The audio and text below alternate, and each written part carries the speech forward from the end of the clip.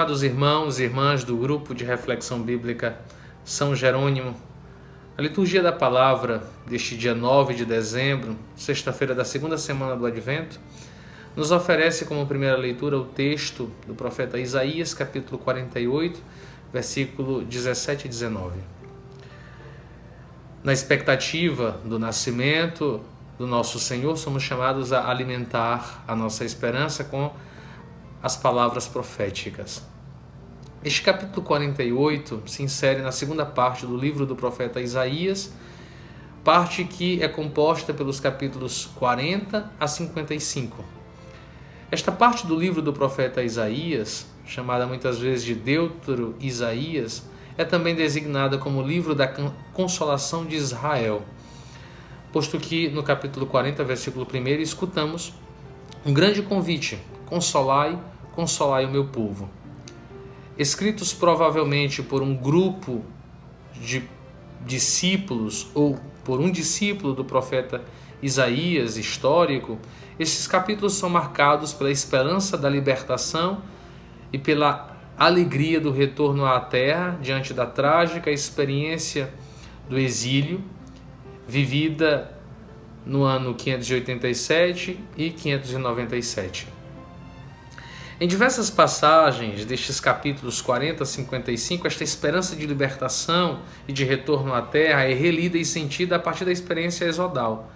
Com efeito, os temas referentes ao deserto, à sede, à caminhada do povo no deserto, bem como a certeza de que Deus está junto ao seu povo, estes temas são recorrentes nestes capítulos.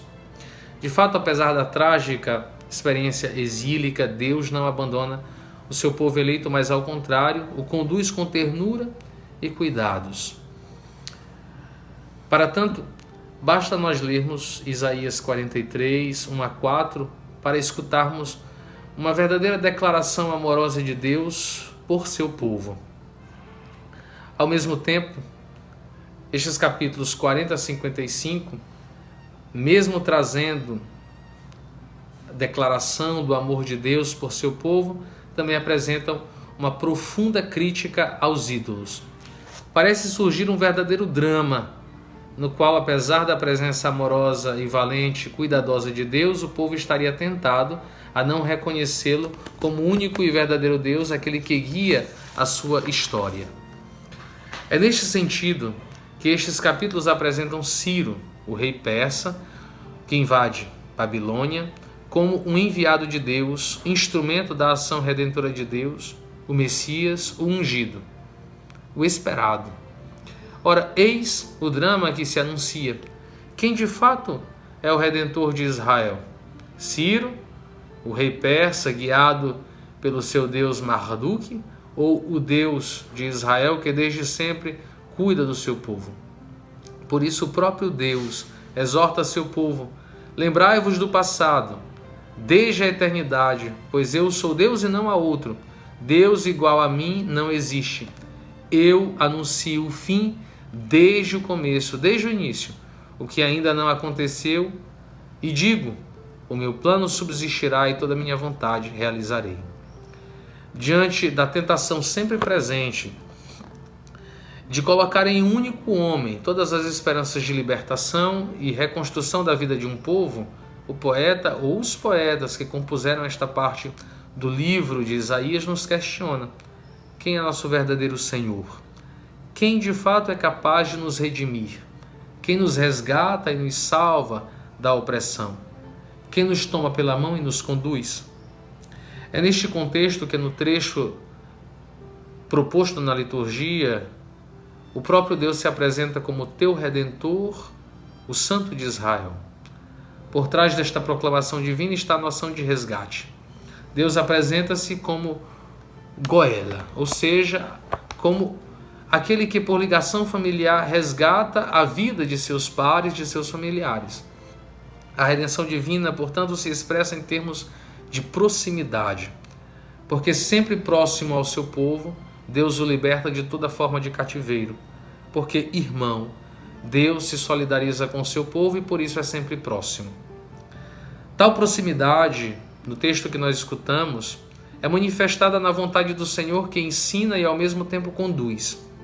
Este ensino se realiza por meio dos seus mandamentos, os quais, longe de serem normas extrinsecamente impostas ao seu povo, os mandamentos expressam os caminhos propostos por Deus para que seu povo tenha vida fecunda. Assim, estes versículos lidos na liturgia não deixam de expressar o que a teologia deuteronomista desenvolveu de uma maneira mais extensiva. Israel vive a trágica experiência exílica por conta de sua desobediência, isto é, de sua incapacidade de escutar com profundidade as orientações para um caminho que conduz à vida de bênçãos. Por isso, o lamento divino que escutamos na liturgia: se tivesses obedecido aos meus mandamentos. Esse lamento é um insistente convite a uma avaliação crítica da história do povo, um convite a um discernimento sobre as motivações que levaram o povo a esta trágica situação, na qual o perigo de esquecerem seu Deus e de esquecerem a própria identidade de povo eleito era sempre presente. Apesar disso, com certeza, Deus resgatará seu povo, pois eis o grande brado que nós escutamos: saí de Babilônia, fugi dos caldeus, anunciai num cântico alegre, levai a todos esta notícia, fazei que ela chegue até os confins da terra, o Senhor resgatou o seu servo Jacó. Lemos tal exclamação alegre no versículo 20, versículo seguinte àqueles propostos na liturgia da palavra de hoje. Portanto, a certeza de que Deus nos liberta, nos resgata, não deve alienar o povo da dura experiência do exílio. A trágica experiência exílica não deve ser esquecida, mas acolhida como lição para as gerações futuras. Estes apontamentos exegéticos nos possibilitam refletir sobre a maturidade e profundidade da esperança profética, justamente neste tempo de esperança que é o tempo do Advento. Com efeito, não se trata de uma esperança alienada da situação na qual o povo se encontra. Nem é também uma esperança que se manifesta como uma espécie de consolação psicológica, emocional, diante da dor, diante da tragédia. A esperança profética está fincada na história do povo e de sua experiência de Deus, o qual liberta e salva.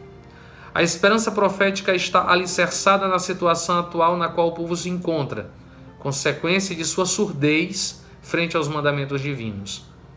Ora, é nesta tensão entre memória e experiência presente que a situação do povo é iluminada pela palavra de Deus, da qual o profeta é portador. Todos nós somos chamados a cultivar esta esperança, esta madura esperança, sem que nos alienemos da realidade na qual nos encontramos, para que não caiamos na dura desilusão. Boa meditação a todos.